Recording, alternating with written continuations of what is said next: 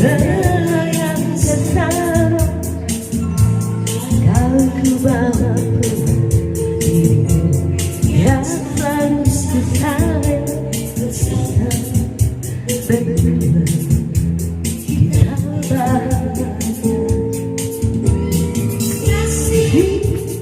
Dengan hatiku berkata, percayalah kepada diriku, hidup hatiku hanya untukmu.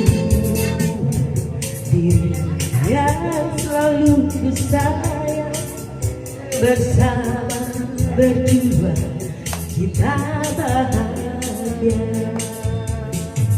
Kasih, dengarlah hatiku berkata, aku cinta kepada dirimu sayang.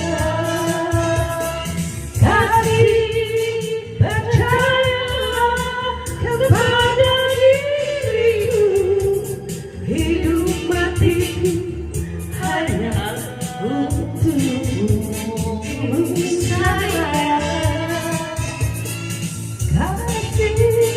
Percayalah kepada diriku, hidup matiku hanya untukmu.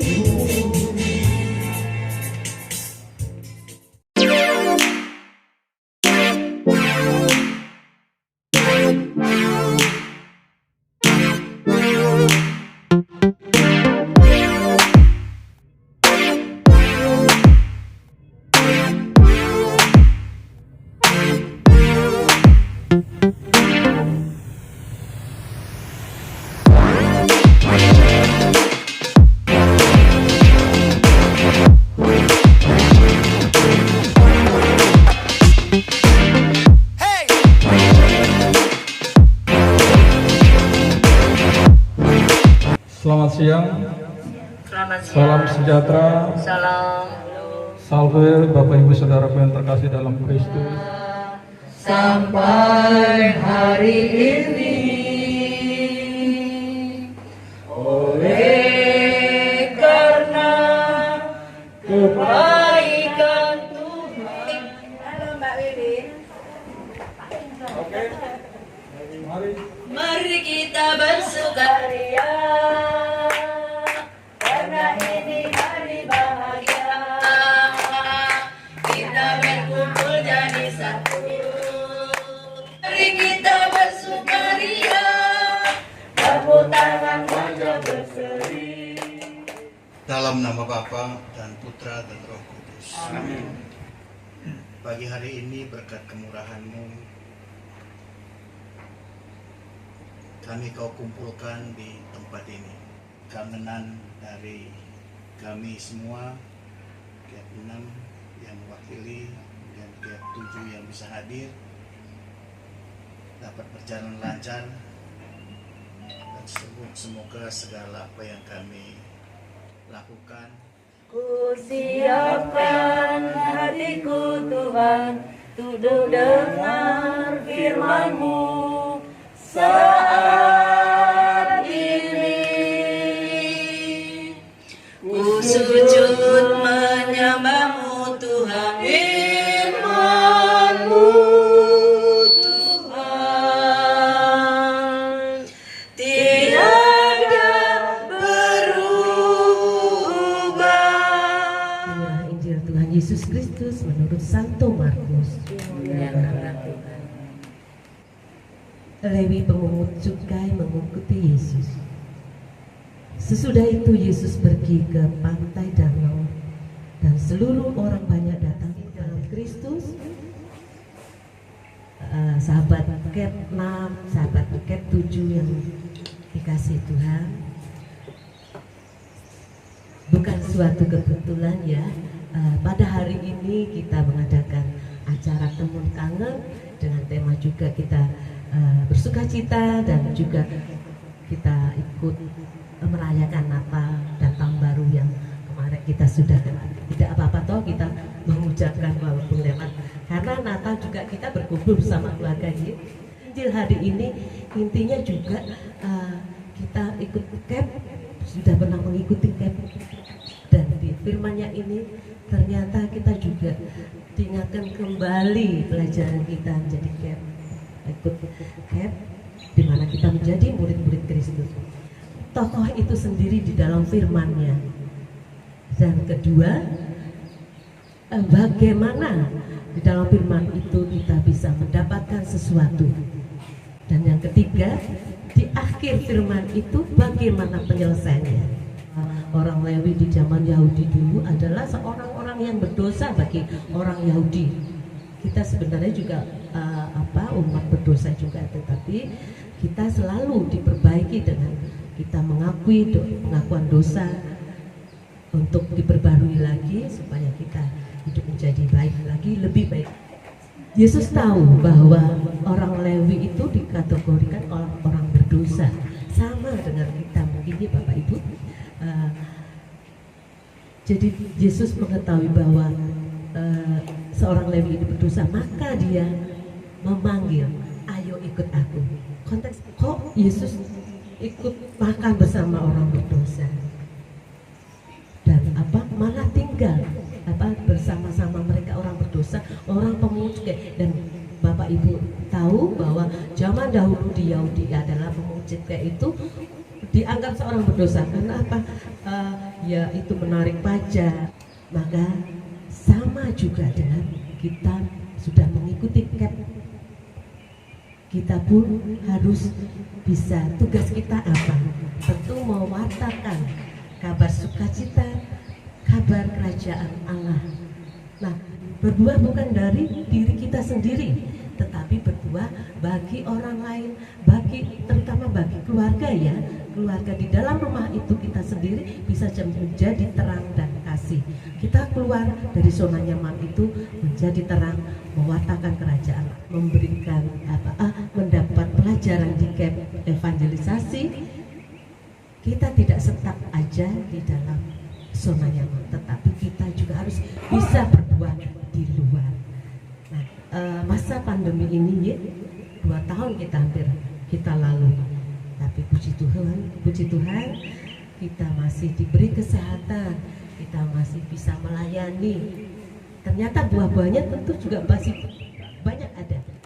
Selamat siang dan berkah dalam. Selamat siang, berkah dalam. Jadi saya dari Camp 5, kebetulan waktu itu mendampingi Camp 6. Jadi seperti 2 kali saya mengikuti camp. Kenalkan saya Santoso. Saya dari Paroki Pringgolayan. Hidup Pringgolayan. Yes.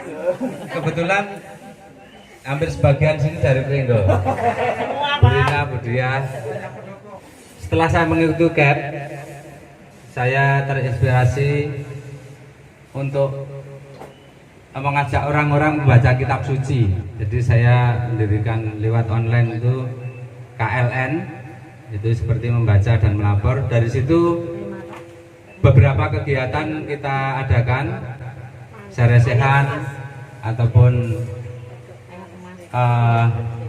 ziarah rohani atau retret dan yang lain-lain. Setelah saya selesai Camp 5, saya mengumpulkan semua wakil-wakil dari 1, 2, 3, 4, 5. Waktu itu 6 belum. Supaya PMK ini lebih besar lagi, lebih berdaya lagi dengan adanya grup PMK, Paguyuban Murid Kristus yang penuh kasih, berbagi dan ikhlas. Semoga kita juga bisa seperti itu. Amin. Dan di situ. Lantas saya bentuk Arbis. Arbis itu grup untuk jual beli di situ supaya dipisahkan antara orang jual beli dan di PMK. Dan dari Pak Maun, bagaimana caranya kita itu bisa mencari domba. Sebenarnya kita pun tidak berdaya tanpa Roh Kudus itu sendiri. Ya. Selalu dengan pertolongan Tuhan. Kalau saya pada waktu itu tidak harus menemui ke rumah atau kemana, hanya dengan via WA saja. Contohnya seperti Bu Eni, Mbak Ani, Pak Kuno, Bu Tere itu bukan saya ketemu langsung, tapi dengan via WA. Dan itu tidak bisa, kita tuh membanggakan kepandaian kita itu nggak bisa kalau tidak melalui Roh Kudus itu sendiri. Kita menjadi pelayan Tuhan, hamba Tuhan, itu memang kita harus siap tidak diterima atau dicaci maki. Yang berbau kerohanian itu saya tidak memandang lagi manusianya, tapi yang saya pandang itu adalah Allah itu sendiri, Yesus itu sendiri. Saya sangat takut. Nah, ini ajakan dari Tuhan Yesus ini. Kalau saya tolak, nanti saya takut, nanti saya di ini. Jadi udah. Hanya ini Tuhan persembahanku, segenap hidupku, jiwa dan ragaku, sebab aku miliki harta kekayaan yang cukup berarti untuk persembahkan. Hanya ini Tuhan permohonanku, terimalah Tuhan persembahanku, pakailah hidupku sebagai alatmu seumur hidupku. Berkah dalam. Berkah dalam. Pertama-tama saya mengucapkan terima kasih atas kepercayaan yang dipercayakan kepada saya. Jadi ide awalnya adalah memang benar-benar kita kepingin melepas kangen. Jadi tidak ada motivasi lain karena memang sudah hampir 2 tahun kita tidak bertemu secara langsung. Jadi hanya terima kasih juga untuk kakak-kakak dari KEP 6 bahkan KEP 5 yang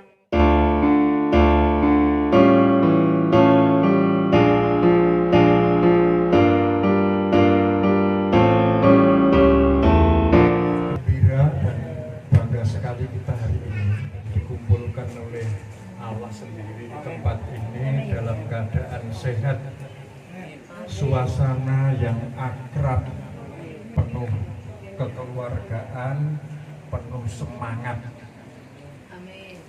Situasi seperti ini pantas untuk kita syukuri dan mudah-mudahan diawali dengan kegiatan hari ini kita semuanya disatukan dan diakrabkan di dalam persaudaraan. Bapak Ibu, sudah sekian lama ya aku sampai lali, sudah 2 tahun mungkin ya lebih barangkali, paling tidak 2 tahun kita ini dicekam oleh rasa takut, arep delik putu keuangan ra karuan, tapi tidak bisa apa-apa. Walaupun kita ada keberanian, tapi dicegati karo petugas-petugas itu untuk tidak ke sana, untuk tidak ke sana, untuk tidak ke sana. Kita sadar betul bahwa upaya pemerintah luar biasa menangani pandemi ini. Ya, banyak sudah korban. Ini bagian dari seleksi alam. Zamane Nabi Nuh ya dulu ya, yang gawe perahu itu juga bisa dibayangkan berapa banyak itu korban yang kelepek-kelepek mungkin tenggelam. Ada lagi mungkin peristiwa yang lain, Sodom Gomora, api turun dari langit kemudian membasmi semua yang ada. Ini bagian dari seleksi alam. Oleh karena itu